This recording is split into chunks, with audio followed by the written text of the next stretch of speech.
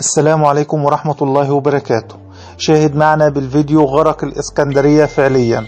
نظرا للسيول والأمطار التي سقطت على الإسكندرية غرق الكثير من المناطق، سيدي بشر والمنشية والمعمورة والكورنيش وسموحة وسبورتنج وغيرها من المناطق. لكن في البداية أتمنى من أي حد لسه ما اشتركش في القناة إنه يشترك ويفعل زر الجرس ليصلكم كل جديد. هطلت الأمطار بكثرة على مدينة الإسكندرية طوال الليلة الماضية، مما أدى إلى تراكم المياه في الشوارع.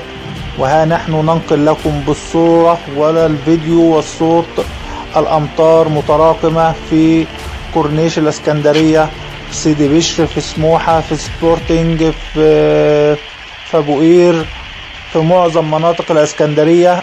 الشوارع مغمورة بالمياه وتتراكم فيها المياه. هناك قصور واضح من المسؤولين. إذا كانت الأمطار كثيرة فيجب أن يتم الاحتياط لها قبل سقوطها بمدة، لكن كل اللي هنقدر نعمله اللي ندعي ربنا يسترها يا رب على الجميع. ربنا يسترها على أهلنا في اسكندرية وكل أهلنا في مصر، اللهم آمين يا رب العالمين. ربنا يجعلها أمطار خير وبركة، ربنا يجعلها أمطار خير وبركة. وفي النهاية بشكركم على مشاهدتكم. أسيبكم مع الفيديوهات وأسيبكم مع الصور التي تعبر عن مدى الضرر الذي وقع من حجم الأمطار والسيول بمدينة الإسكندرية.